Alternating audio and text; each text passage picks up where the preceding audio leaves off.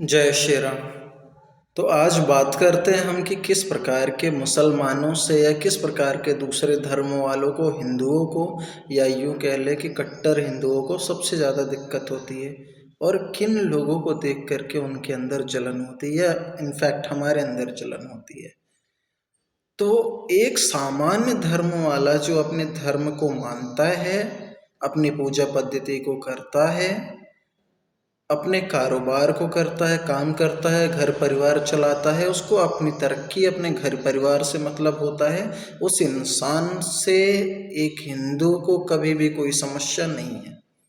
ये बात आपके जहन में, आपके माइंड में बिल्कुल क्लियर होनी चाहिए कि एक ऐसा इंसान जिसका मकसद अपनी तरक्की, अपने परिवार का पालन पोषण है, रोजगार है, कमाना है, खाना है, उस इंसान से एक हिंदू को कोई समस्या नहीं है, या एक कट्टर हिंदू को, एक आरएसएस वाले से, या किसी भी इंसान को कोई समस्या नहीं है, ना उनके प्रति वह इंसान द्वेष रखता है। तो बात करते हैं कि आखिर किस प्रकार के इंसान से हिंदुओं को द्वेष है, जलन है, किस प्रकार के लोगों को हम देख करके हमारा खून खौल उठता है। तो सामान्य मुसलमान, सामान्य ईसाई या किसी भी सामान्य धर्म वाले से हमें कोई ईर्ष्या नहीं है। हमें ईर्ष्या उन लोगों से होती है जो कि आपके धर्म के प्रति कुछ कट्टरवादी विचारधारा तो रखते हैं, लेकिन विचारधारा के साथ ही साथ में वो आपके धर्म को क्षति पहुंचाने का कार्य करते हैं।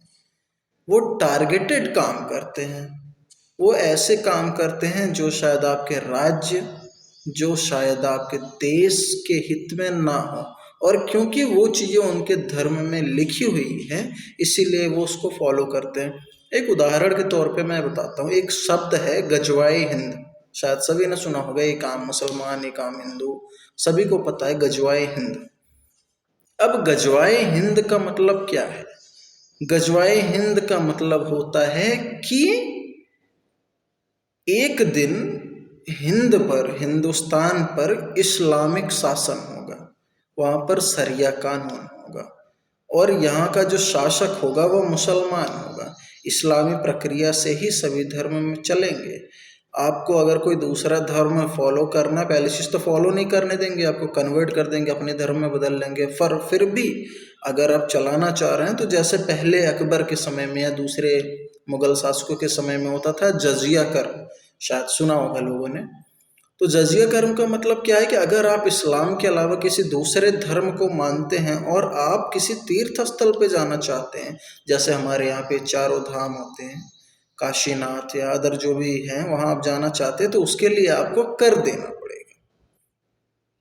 अब हिंदू संरक्षण करता है दूसरे धर्मों की, उसे दूसरे धर्मों से समस्या नहीं। अगर समस्या होता तो आपको दुबई जाने के लिए यहाँ से आपको फंड नहीं रिलीज करवाया जाता, ये हिंदू शासकों ने शुरू किया था। तो जजिया कर देना पड़ेगा, इस्लामिक शासन होगा। अब ऐसी विचारधारा के जो लोग हैं कि जिनका उद्देश्य है कि इस्लाम को या अदर जो धर्म है उन्हें हिंदुस्तान में फैला दो, और बाकी के जो धर्म हैं उन्हें आप दबा दो या मिटा दो या समाप्त कर दो, ऐसे लोगों से एक कट्टर हिंदू या एक हिंदू को सदैव जलन था, जलन है और जलन रहेगा। आप सामान्य मुसलमान हैं, आप अपना नमाज पढ़ा आपने, या जो भी आप चर्च गए, वहाँ पे आप गए, आप अपने पूजा पाठ की, पूजा पाठ करके आप अपने काम पे चले गए, काम किया, आप आए, परिवार के साथ आपने समय बिताया जैसे एक सामान्य हिंदू करता है। आपने समय बिताया, आपको किसी दूसरे चीज़ों से मतलब नहीं। आपकी किसी पार्टी को लेकर अपना मत हो सकता है, किसी धर्म को लेकर अपना मत हो सकता है, लेकिन आपने ऐसा कोई कार्य नहीं किया हुआ है जिससे कि किसी की धर्म या किसी की भावनाएं आहत हुई हैं। तो ऐसे लोगों से किसी हिंदू या समान हिंदू या किसी को कोई समस्या ही नहीं है। आप खुशी से रहिए, यहाँ तक कि आपके सुख दुख में अगला इंसान, अगला हिंदू आपके साथ हमेशा खड़ा मिलेगा। परंतु जब आप उसके धर्म के विरुद्ध, जैसे बहुत सारे शब्द सुनने में आते हैं, लव जिहाद, यह सभी मुसलमान नहीं करते, लेकिन क्या ऐसा भी नहीं है कि करते नहीं है, करते हैं, ये टारगेटेड होते हैं। और सेम सी बात है, अगर आप दूसरे धर्मों को खिलाफ करोगे तो एक दिन आपके धर्म के खिलाफ होगा। प्रतिक्रिया की प्रतिक्रिया तो होती है। आप हिंदू के साथ में करेंगे, हिंदू कुछ आपके साथ में करेंगे, तो उसकी क्रिया की प्रतिक्रिया होगी, फिर ये होगा कि हमारे साथ अन्याय हो रहा है, ये हो रहा है, वो हो रहा है। तो ऐसी चीज़ों से बचने का सबसे बढ़िया तरीका क्या है कि हिंदू आपसे नफरत ना करे, आप केवल अपने काम को करिए, अपने धर्म को मानिए। आप ऐसे विचारधारा का त्याग कर दीजिए जो कि दूसरे धर्मों को क्षति पहुंचाता है। हमारे अंदर ऐसी कोई विचारधारा नहीं है, हिंदुओं के अंदर ऐसी कोई विचारधारा नहीं। हिंदू यहाँ तक कि ऐसे हैं कि जिन्होंने हिंदुस्तान के अंदर 5,000 धर्मों को संरक्षण दिया। हिंदुओं ने ही बौद्ध धर्म को फैलाया, जिसकी वजह से बौद्ध धर्म का प्रचार प्रसार हुआ। पहले हिंदू शासक ने ही इस्लाम का संरक्षण दिया। जब वह भारत में फलना फूलना शुरू हुआ, लोगों ने रोकने की कोशिश की, तो हिंदू राजाओं ने ही बोला कि नहीं, आप हमारी ज़मीन पे अपनी मस्जिदों को बनाओ, अपनी इबादत गाहों को बनाओ, हम आपकी संरक्षण देंगे, हम आपकी सुरक्षा करेंगे, हम आपको धन देंगे। क्यों? क्योंकि तब उनको ना ये पता था, ना ऐसी कुछ चीज़ें थी कि आप उन्हीं के धर्म के खिलाफ में कुछ टारगेटेड सेगमेंट से काम करेंगे। और मैं बार बार बोल रहा हूँ, यह सभी एक सामान्य मुसलमान या ऐसा नहीं करता, लेकिन कुछ 1% लोग हैं जो ऐसे काम कर रहे हैं या ऐसे संगठनों के साथ में जुड़े हुए हैं। सीधा बोल रहा हूँ, जैसे कि जाकिर नाइक।